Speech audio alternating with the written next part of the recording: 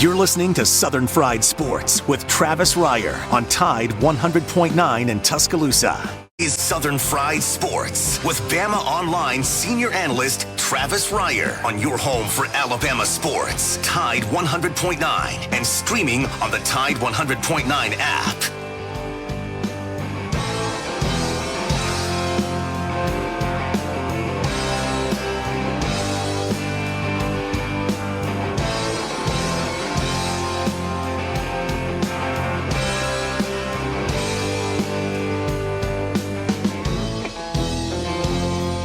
Make it through this year, I think I'm gonna put this bottle down.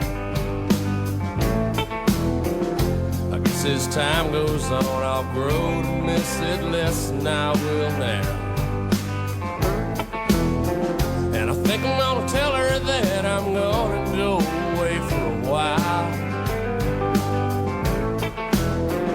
till I can get this demon out.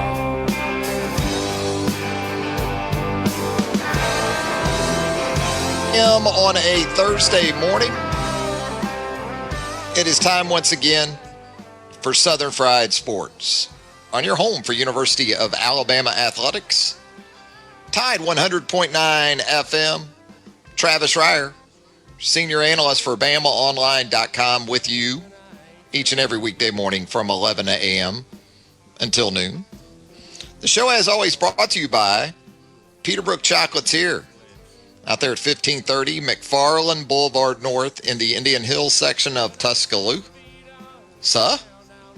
Boy, this feedback's killing me, Jacob. Peterbrook Chocolatier, of course, in its 14th year out there in the Indian Hills section of Tuscaloosa. Also, getting you ready for another Valentine's Day spectacular out there at Peterbrook Chocolatier. They can take care of you. 205-752-0211. Not too late to go ahead and get those pre-orders in. I mean, the weekend is basically upon us. And we know that significant other, with the way Valentine's Day is positioned this year, is gonna be a weekend-long deal. You're not escaping it. And you don't want to. Treat that special someone to Peterbrook Chocolatier. Joined on the program by the aforementioned Jacob Harrison, who together we combine to form the 60-minute band of Sports Talk Radio. Jacob, how are you doing? I mean, you know, that weather was a tease. We talked about this yesterday.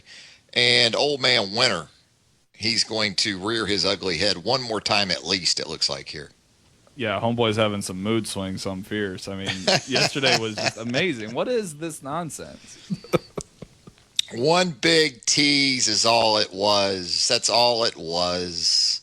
You know, and it fooled the azaleas at Casa de Reier. We've got those encore azaleas, as my relatives up in Walker County call them, zayas. And they were thinking it was time to go ahead and bloom in mid to, I guess, early to mid-February. We're already seeing some blooming on those encore zayas, and they're about to get just absolutely clubbed by this cold front that's pushing through. But it is still mid-February in Tuscaloosa. We are due for some cold weather, and here it comes once again. 205-342-9904 is the Peterbrook Chocolatier studio line. If you'd like to jump on board with us on a Thursday morning, we would love to hear from you. We're going to talk some college basketball, some college hoops that certainly impacted the Alabama men's team last night. We told you to keep your eyes and ears to the west, northwest, I guess, a little bit, when you talk about Oxford, Mississippi. And lo and behold, Ole Miss last night thumps Missouri. Second place Missouri there in the SEC.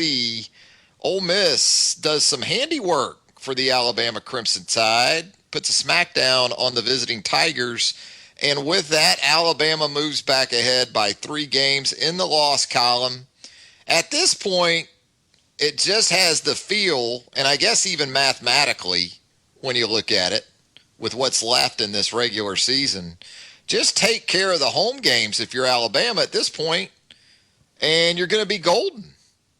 You know, there's no tiebreaker, by the way, when it comes to the regular season title. If you have two teams that are tied with identical conference records, they're both conference champs. But if those two teams play just once, then the tiebreaker comes into play as far as SEC tournament seeding.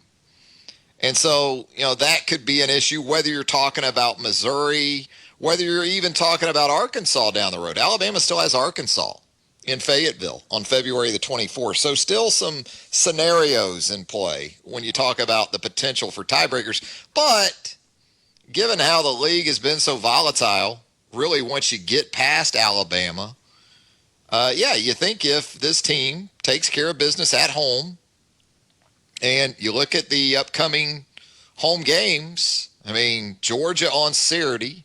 Georgia comes in here Saturday afternoon after an 8-point loss last night up in Knoxville to Tennessee. That's going to be a 2:30 tip on Saturday afternoon at Coleman Coliseum, by the way. That game will air on the SEC network. You've got Vanderbilt at home. And Vanderbilt going through the doldrums like no other time in my lifetime, I don't think, for Vanderbilt men's basketball. And then you're going to have Auburn in here to cap the regular season. So take care of just your home games at this point with a 3-game lead in the loss column. And for the first time since 2002, you're talking about your SEC men's basketball champions. Interesting to note, too, from a scheduling perspective, something to keep an eye on in the next week as it relates to this Alabama team. Florida and Texas A&M was set for Saturday in College Station. The SEC announced this morning that that game has now been postponed due to COVID issues within the Texas A&M program. Why is that important? If you're an Alabama fan, well, Alabama's supposed to go to College Station itself next Wednesday. So we'll see. Might not be the worst of things, right? For an Alabama team beat up, been through the grind, get a midweek game maybe off perhaps. We'll see. They still might be able to get it in, I guess. But just something to be aware of here as we move through the coming days. A game you'd like to kind of render meaningless is that Arkansas game again on February the 24th. Again, you only see Arkansas once. Hogs are 7-4 in league play. And it's that game will be the first of back-to-backs on the road. That's a midweek game against Arkansas, and then you get Mississippi State and Starkville that following Saturday. 205-342-9904 is the Peterbrook Chocolatier studio line. If you would like to check in with us, you are more than welcome to do so. We're going to get foodie at the bottom of the hour. The name of the show is Southern Fried Sports. We're supposed to get pretty foodie on here, aren't we? Yeah! Absolutely. I don't think Jacob Harrison has any problem when we go foodie. Try to just sort of liven things up a little bit. It's not exactly a slow news cycle right now. After all, right here in Tuscaloosa, as we've talked about, Alabama men's basketball. You've got softball for Alabama cranking up. Big event out in Austin, Texas. Coming up this weekend for Patrick Murphy's club. Weekend after this, we're going to have Alabama baseball on campus. Brad Bohannon's third nine, I guess we could refer to it as. Coming up, looking forward to that. So there's plenty going on, but not a bad time of year to have a little fun either. We're going to do that with Bob Carlton of AL.com. Bob recently there at AL.com had a really fun piece on those snapper throats over at the Bright Star in Bessemer. Come on, you've been to the Bright Star. Who hasn't? Been there over 100 years. The Bright Star, of course, known for its outstanding fare and those snapper throats. Chief among those items that you can access. Really unique from that standpoint. You just don't see a lot of places that offer you the snapper throats, but Bright Star has done it for many, many years. And as Bob Carlton pointed out in a recent article, a recent piece of his at AL.com, Nate Oates, Alabama men's basketball coach, big fan of the snapper throats. And so we'll talk snapper throats and Nate Oates with Bob Carlton coming up at the bottom of the hour. Bob also did, we're going to ask him about this too. Bob did a really neat feature on former Alabama offensive lineman Kareem McNeil back in, I think it was 2019, that Bob did that profile of Kareem. And Kareem, of course, a really good offensive lineman in the Gene Stallings era, a member of a national championship team in 1992. Went on to become a starter, big piece of that really, really good 1994 team.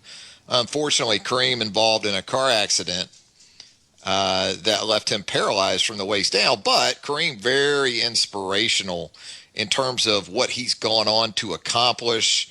Faculty member out there at Shelton State.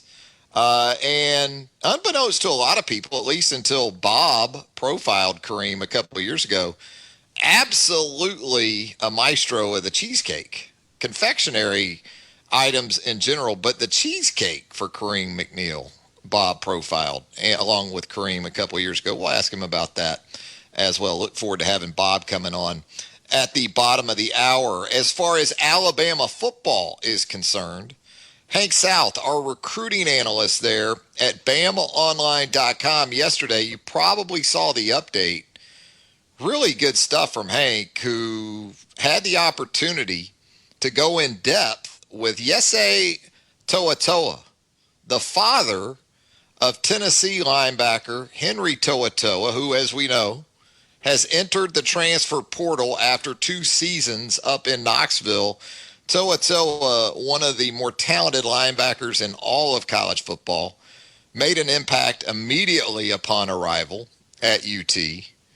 Has been a fixture with that Tennessee defense each of the last 2 seasons and looking for a new home. And as you recall from the Alabama perspective, back during the recruitment of Henry To'oTo'o, it appeared there as it came to a close, Alabama was in prime position to land the services of Henry To'oTo'o.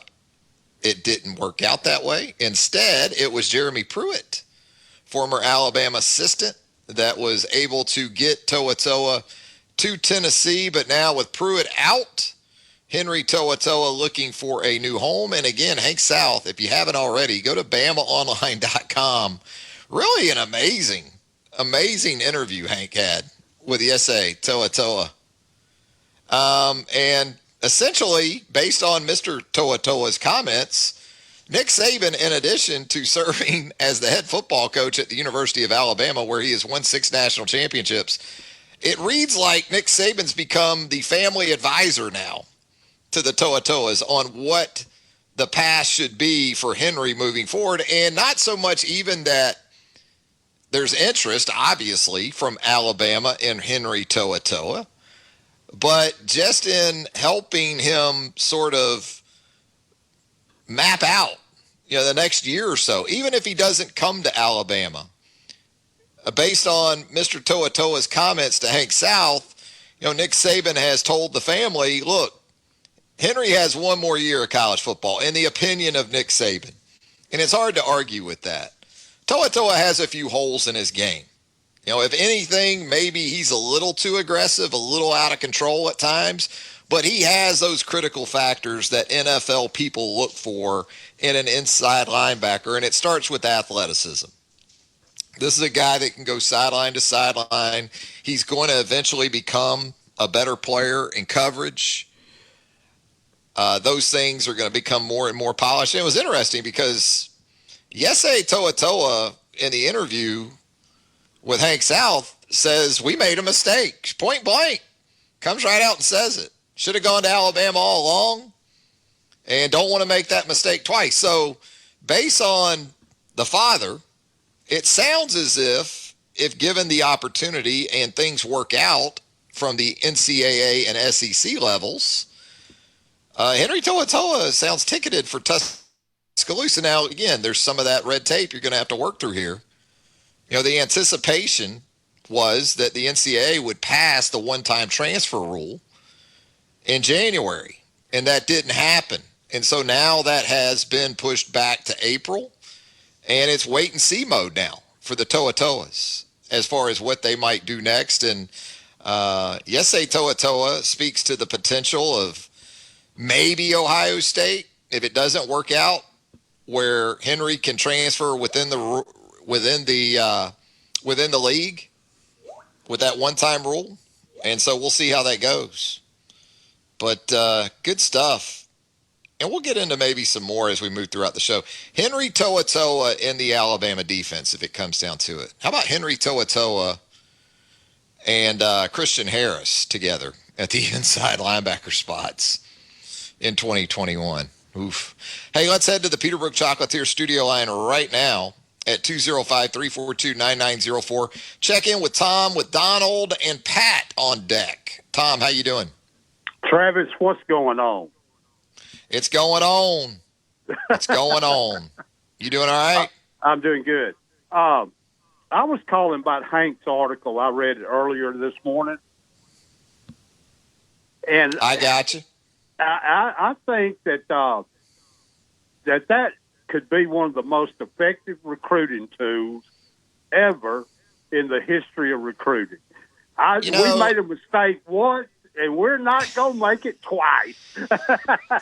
Tom, I've talked to a lot of parents. I've covered recruiting extensively. It's been a while, but I've done it. I've read a lot of recruiting updates, but that was one of the darndest updates I think I've ever read. I've never seen anything like it, Travis. And you're right. I mean, it is just like gold. And look, I mean, the guy's won 7 national championships, so it might make sense to heed his advice or hitch your wagon to his.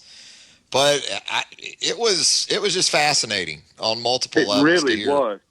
Here's Henry's the thing, father. Though. You brought up a point that I think that is outstanding as far as recruiting is concerned, and that is, here's a guy quoting the father. Here's a guy that really has the best interest of the player at heart. He told us that it would be better to stay if they don't pass this rule. It would be better to stay and play because you're going to be gone after 1 year anyway because you're that good. Yeah. It's, and then on top of that, you got the guy saying that, we should have trusted him all along, so to speak. Yeah, I mean, it's gold. Yeah, I mean, I've seen a lot. I've heard a lot. I don't think I've seen anything or heard anything like that. So, yeah, it's something else when you consider, again, Saban has assumed almost family advisor role. And he still might have to coach. He might, in the way he's advising the guy, he still might have to coach against him another year. That's so dang weird. So weird. But I really think, though, a lot of things that has transpired, and it seems like it's coming out more and more and more to the character of Coach Saban. Do you agree? I mean, we're starting to see some things that goes against the early narrative of Coach Saban. Mm-hmm. We're starting to see things that maybe he's made some changes. I don't know. But we're seeing things that come out that speaks to what a high-character individual he is. Well, I mean, the resume speaks for itself largely at this point. Maybe Nick Saban at Michigan State, it would be different. But he's at a point in terms of what he's accomplished that he really doesn't need to be anyone or anything but himself and what he wants his program to represent. So yeah, I mean, it's fascinating, no doubt about it. Anything else for us, Tom? Fantastic job.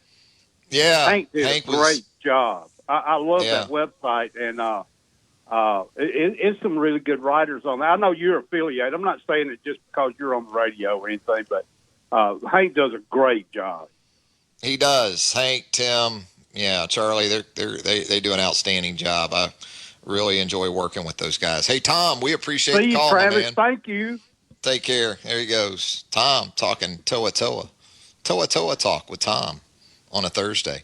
Donald, what do you got for us next up here on Southern Fried Sports? Donald checked out, it sounds like. What about Pat? Pat, you there? Hello? Hey, Pat, how you doing? Yeah, Pat's here. Can you hear me? I got you, man. Hey, man, that was a fantastic article.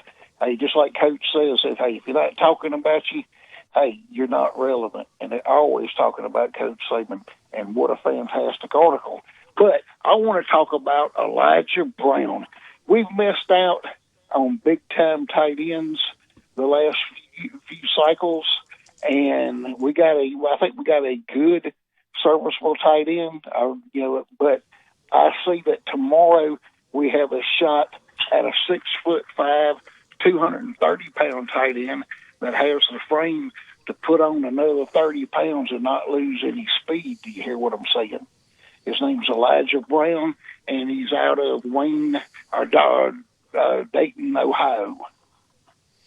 And you're right. He does have a college commitment date set for tomorrow, and he is very much one of Alabama's top targets, and it is definitely a position of need because not just with Miller Forrestall moving on, you do bring back Jaleel Billingsley, but the potential is there for Billingsley to perhaps be a 3-and-out.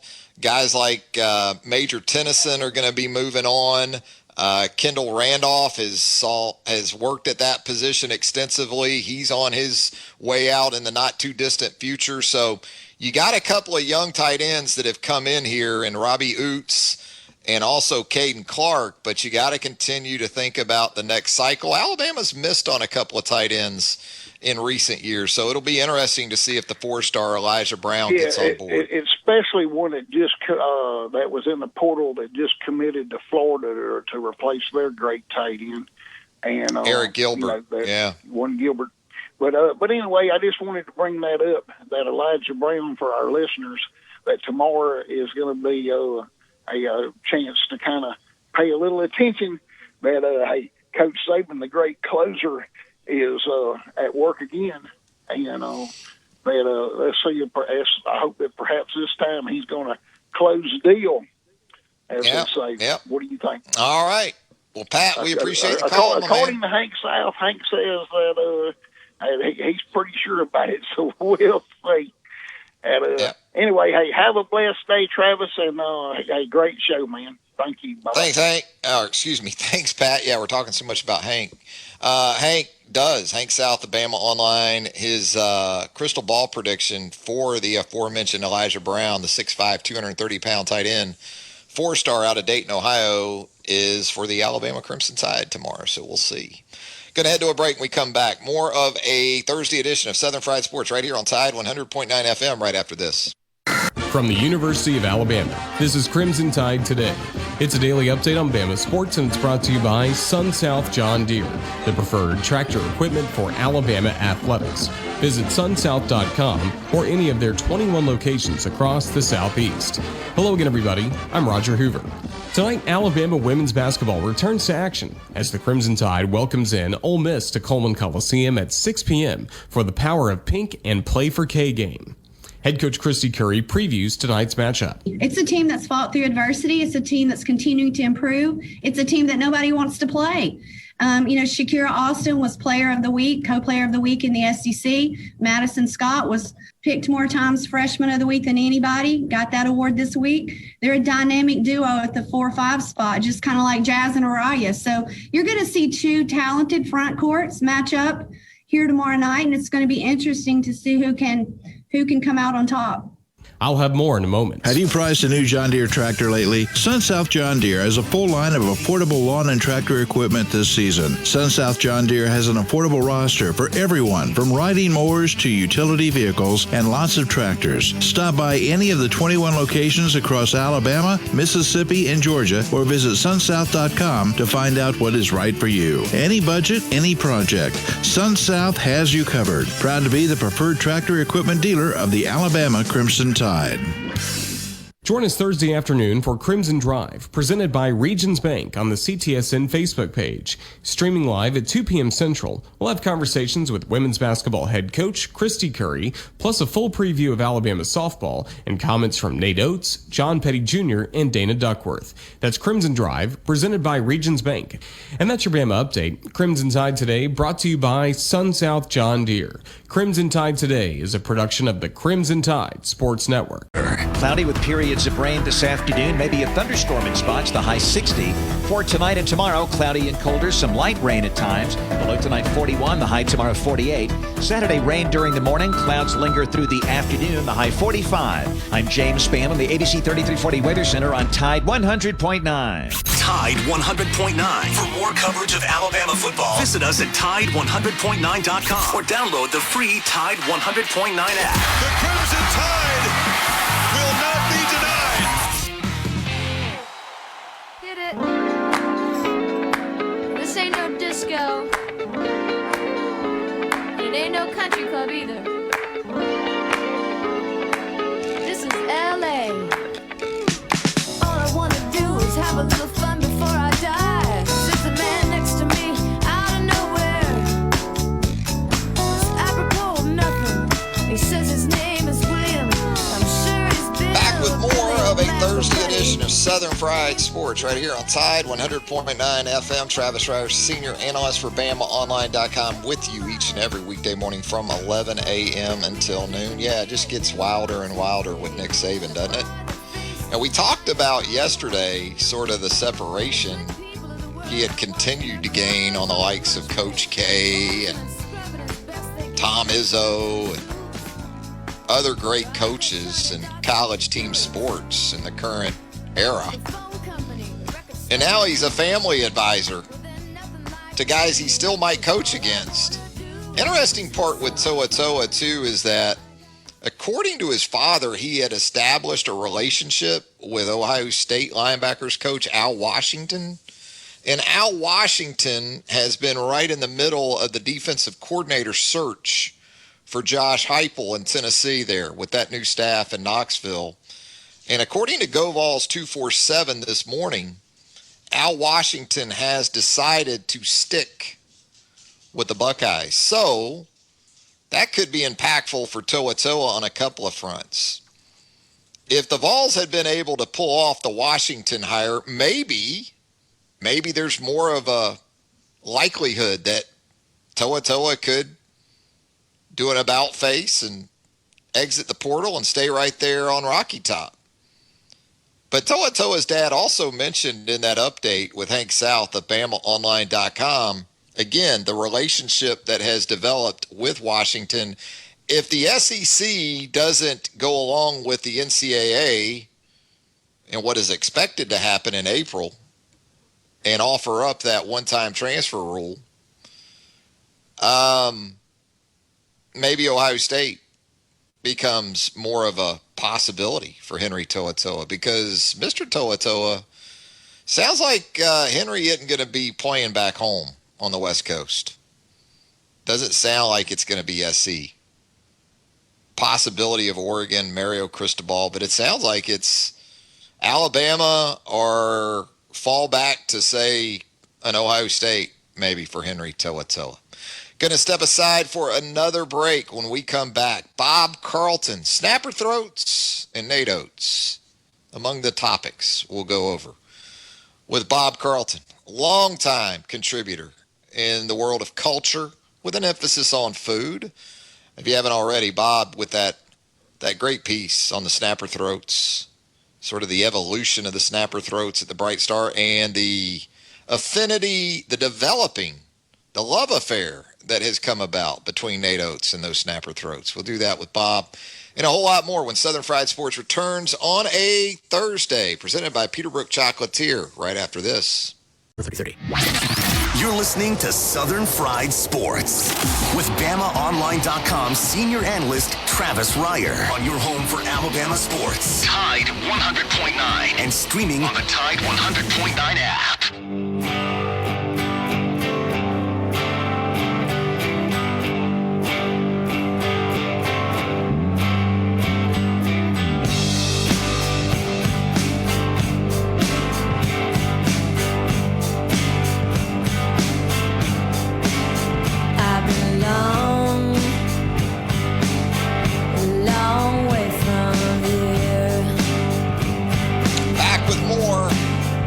Thursday edition of Southern Fried Sports right here on Tide 100.9 FM. And look, it's right in the title of the show, Southern Fried. So you knew at some point we were going to get around to Southern Fried Snapper Throats. And that's where we're at today as we welcome a staple of Alabama culture and food and all those things we love about this state. Done a great job documenting and reporting and giving us the heads up in so many of those areas throughout the years. The one, the only, Bob Carlton of AL.com. Bob, I don't want to give away your age, but I mean, how many years are we talking about now that you've been doing what you do so well? Well, I've actually been started at the Birmingham News as a summer intern in 1979. So coming up in May will be 42 years I've been here. Wow. Probably the last 10 to 12 years I've been writing a lot about food, but you know, as all people have, I've bounced around a lot, but I've been here 42 years altogether, coming up on 42. Now, you've done some movie reviews in your time too, right?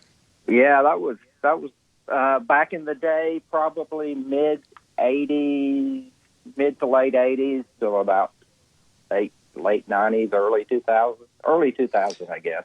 All right, so you're more than qualified to answer this question. Best sports movie of all time. Bob Carlton's number one sports movie of all time. Well, I mean, it kind of transcends sports, and it's real corny, I know, but one movie that I go back to all the time is Field of Dreams. And I've actually, I'm such a Field of Dreams nerd that I've been to the real Field of Dreams on 3 separate occasions. And the first time was really magical. I'm going down a rabbit hole here, but we drove, we went to, I used to go on a baseball trip every year. And on that particular trip, we went to Lambeau Field the night before to see a Packers game. It was in the summertime, so, you know, I didn't get the frozen tundra experience. But anyway, we were just going to, like, drive to Madison and spend the night. This was pre, you know, cell phone days and pre, you know, booking hotels online and all that. And so, anyway, we couldn't find a hotel that night, and we kept driving. Well, we ended up driving up to the Field of Dreams and parking our car outside the Field of Dreams and waking up, you know, sleeping in our car and waking up. And, you know, we had the baseball field in front of us and the house overlooking the field. It was just a magical experience. So I always joke that we went the distance that night and drove to the Field of Dreams. So I don't give short answers, so that was my long answer to your question. But I like Bull Durham a lot too. That's another favorite. Remember the time? I'm noticing some Costner influence. Yeah. Now he's done a lot. He's done so many sports movies, right? Tin Cup is another good one, man. That's a really good one. You can just stick with Costner pretty much, can't you? Yeah. What we love here recently is that in the middle of this chase for the first SEC men's basketball championship in a long time for the Alabama Crimson Tide, Bob Carlton got down to the really important matters at hand. That, of course, being snapper throats and the affinity for them by Alabama men's head basketball coach Nate Oates. How did you become aware of this affinity, and where did it go from there? Well, first of all, I want to say, Travis, that we should be, if we had done this right, we would be doing a live remote right now at the Bright Star, sitting in the Bear Bryant booth, having snapper throats. Absolutely. But so next time, let's do that. But no, you know, if you're probably well aware, I occasionally will do a kind of a deeper dive into the story behind some classic or unusual Alabama dishes, like I did. One of the ones I did last year was the pork and greens at Saul's Soul Kitchen in Avondale. And I just kind of go into the history behind it. And one on my list is always been the snapper throats at the Bright Star, for a couple of reasons. One, Bright Star is famous for them because they're one of the few places that actually serves them. And then the other is, it's kind of it's not kind of, but it is a very unusual dish. And, wanted to try to explain a little bit about what they are and how Bright Star discovered them. And anyway, in the course of my reporting, Andreas, the chef at the Bright Star, had mentioned to me that Nate Oates. I was about to say Greg Byrne because he's a big fan of the Bright Star too. But Nate Oates was a big fan of the snapper throats, and he said, "Oh yeah, he's probably eaten here like 25 times, and he gets the broiled snapper throats every time. He gets the broiled, not the fried, because he's a little bit more health conscious." So anyway, I emailed our friend Michael Casagrande, who's a beat writer for AL.com, Alabama beat writer, and said, "Hey, I hear Nate Oates is a big fan of the broiled snapper throats at the Bright Star. I'm doing a story on them. Any chance I could hop on one of his press Zoom calls and ask him about it?" And he said, "Sure, I think he's having one tomorrow. I'll send you a link." And he did. And it was a Friday before the Missouri game, and it was, right at the end of the press conference. I jumped in and asked him about him. I think he was a little bit surprised to get a snapper throats question, but I did preface my remark by saying that if I may ask you a non-basketball question, but he actually waxed very eloquent about the snapper throats, and as our mutual friend Cecil Hurt tweeted, that was his longest answer to any of the questions he got that day. So. And just the snapper throats, I think it's just hard for some people initially to get past, right? It's hard for them to wrap their culinary heads around the fact that this is such a great piece of the fish to start with. Yeah. Well, Carl Thomas, who is the actual butcher who cuts all the snapper for the Bright Star, he's been there since 1979. And he did a very good job explaining to me, as did Greg Abrams, who is the fish supplier for the Bright Star. Any piece of meat that is near a bone, it's got more flavor to it. It's got, it's like a steak, a bone-in steak has got more flavor than one that's not. And so you have this bone on the snapper throat, and so that meat around the throat is a lot sweeter than or tastier, more flavorful than the other rest of the snapper. As Carl said, it's hard to explain because it's the same fish, but it's a much better tasting piece of the fish than the actual fillets are.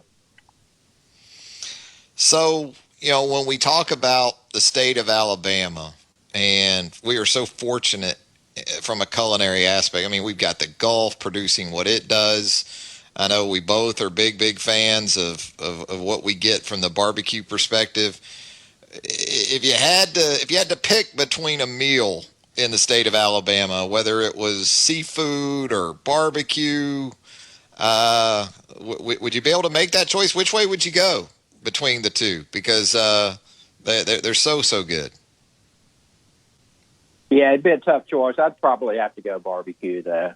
I'm just more of a barbecue guy than a seafood guy. I mean, don't get me wrong, I do love our fresh seafood, but I'd go barbecue. And you probably know, if you know me well, you know where I'm going to lean when it comes to barbecue. Again, it's, you could do a top 10 list, but number one on that list will be right down in your neck of the woods, Archibald. So I was going to... We have a pregame ritual during basketball season. I'm a basketball season ticket holder, and we try to go by Archibald's most every home game. We don't do it every home game, but I used to get the mixed plate where you get the sliced pork and 3 or 4 ribs. But lately, the last couple of years, I've just been going with the rib plate. Rib plate, and getting a small plate. And I always wash it down with an ice cold Grey Pocono. Absolutely. And barbecue is just like, it's the perfect combination. Grey Pocono goes well with hot dogs too, I might add, but it also goes great with barbecue too. So. We've got a lot of great stuff here, but I don't know if we have the chili dog game in Tuscaloosa like some other places around the state, Bob, or the dog in general. Yeah. Where is the dog place? We might have to go in together on a dog place, Bob. What do you think? That's something we could do here.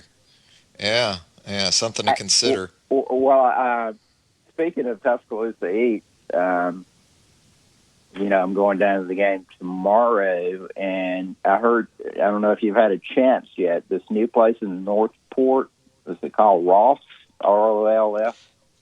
It's a German place, right? Yeah. Yeah, haven't been there yet, but I've heard some really good things, Bob. Well, I might have to check it out tomorrow. So. See if they got the real schnitzel, right? Yeah, it sounds like they do. It sounds pretty, really authentic. It used to be a food truck, is my understanding. You probably know a little bit more about it than me. That's what I've heard too. Yeah.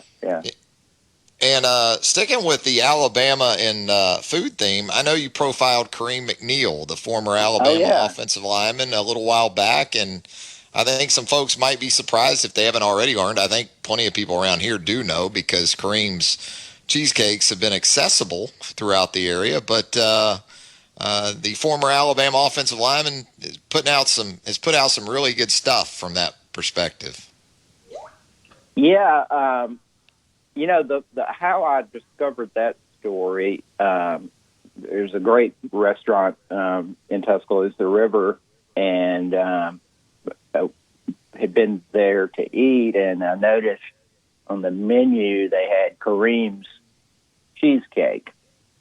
It didn't say cheesecake. It said Kareem's cheesecake. So I started asking them about it, and they told me it was Kareem McNeil that played for Alabama, and I said, "Oh, that's great." And I thought, former football player who makes cheesecakes. I mean, that story is already ready made, And so I got up with Kareem, and he's just got a great inspirational story. He was involved in a car accident when he was, I think it was between his junior and senior year at Alabama, and he was paralyzed, and he's been in a wheelchair ever since. And but as a young man, he told me that you'll appreciate this, but as a young man, growing up in Tuskegee, he used to watch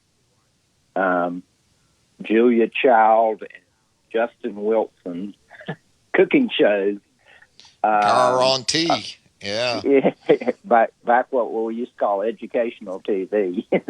And then when he went to Alabama, he was in Bryant Hall, and I think he said he had a hot plate and a Fry Daddy in his room, and he would cook like fried chicken or catfish or whatever. And so, but then years later, as an adult, he was watching Paula Dean's show one time, and on the Food Network, and she was making cheesecakes, and he said, "Oh, I've always liked cheesecakes, so I'm going to try to make them." And it took him a few years to get his recipe down pat, but so he started making cheesecakes. In fact, you flung a craving on me. I may have to call him after we hang up and order one for my sweetheart for Valentine's Day. That'd be absolutely.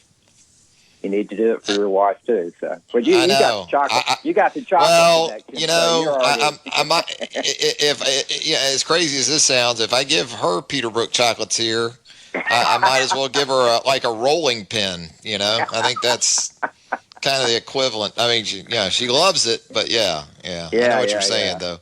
But the cheesecake might not be a bad idea. We've got some good cheesecake around here. Yeah. Hey, Bob, we appreciate the time, my man. Great stuff. Love the work. Big fan.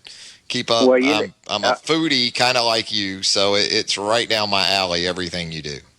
Well, I'm honored to be on. I'm a longtime and loyal listener to the Built by Bama Online podcast. So, all right.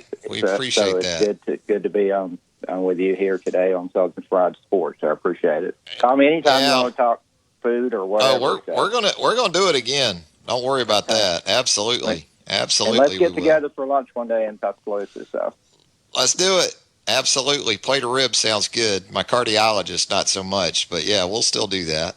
All right. Hopefully we'll get to see a drive-by truckers show one day. We'll do that too. We'll do that too, Bob. Man. Appreciate the time. Take care. There he goes. Bob Carlton, AL.com, an absolute favorite. Going to step aside for a final break. When we come back, we'll put a wrap on a Thursday edition of Southern Fried Sports right here on Tide 100.9 FM right after this. Cloudy with periods of rain this afternoon, maybe a thunderstorm in spots, the high 60. For tonight and tomorrow, cloudy and colder, some light rain at times. The low tonight 41, the high tomorrow 48. Saturday, rain during the morning, clouds linger through the afternoon, the high 45. I'm James Spann on the ABC 3340 Weather Center on Tide 100.9. The flagship station for Alabama Crimson Tide football. Alabama touchdown. Only on Tide 100.9 and streaming on the Tide 100.9 app.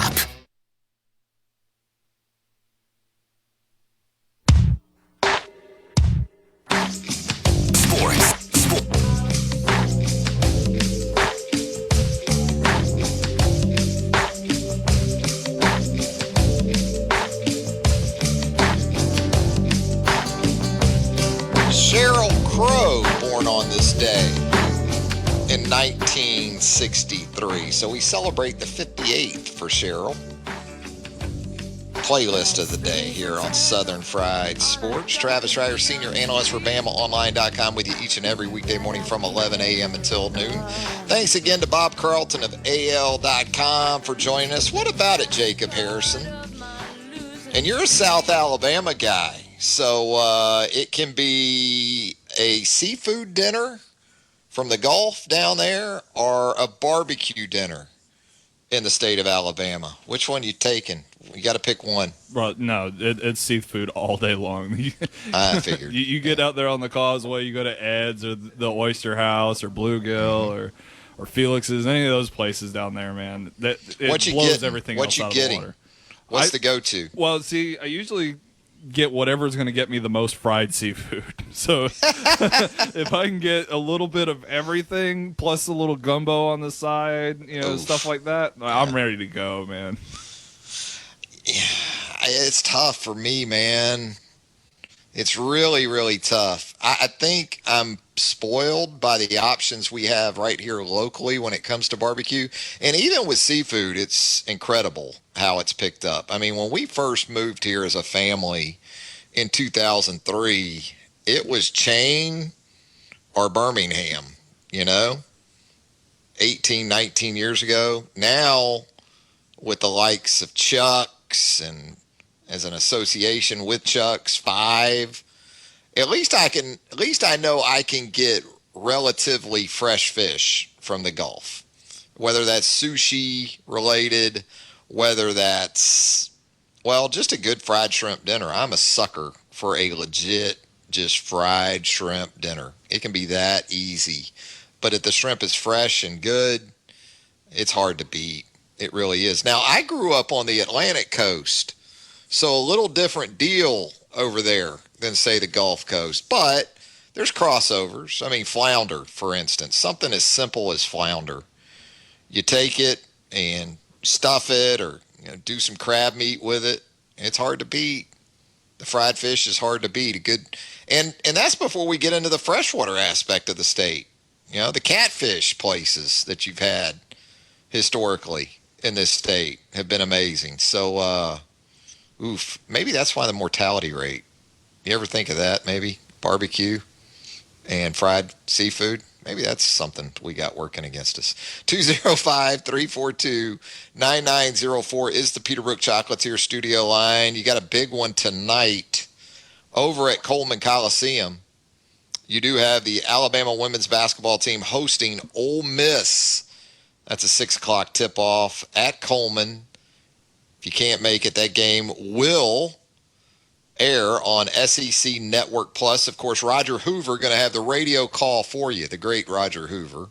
So he'll have you taken care of on the Crimson Tide Sports Network. Alabama women's basketball in solo 7th place currently in the SEC after dropping 3 straight to ranked opponents. Alabama enters a stretch, though, starting with Ole Miss tonight, of 3 games that are very winnable. Charlie Cream, who is sort of the Joe Lunardi of the women's bracketology there at ESPN.com in his most recent edition of bracketology for the ladies, he had Alabama standing there still as a 7 seed. Need to get some W's, but still apparently in really, really good shape where the NCAA tournament is concerned. Of course, that would be Alabama's first appearance in the NCAA tournament on the women's side since 1999. Been a lot of fun. Had a lot of fun. Enjoyed the calls. Enjoyed the football, basketball, and yes, snapper throat talk here on the program. Where else are you going to get that type of diversity? That type of combination, huh? It's like one big sports gumbo for you. The lunch whistle, speaking of food on a Thursday, how about Heat Pizza Bar down there in downtown Tuscaloosa at Government Plaza? It is ladies' night, and the feeling is always right at Heat Pizza Bar, downtown Tuscaloosa at Government Plaza. Thanks again to Bob Carlton. Thanks again to Jacob Harrison for producing the show. Until 11 a.m. on Friday. Have a great rest of your Thursday, everybody.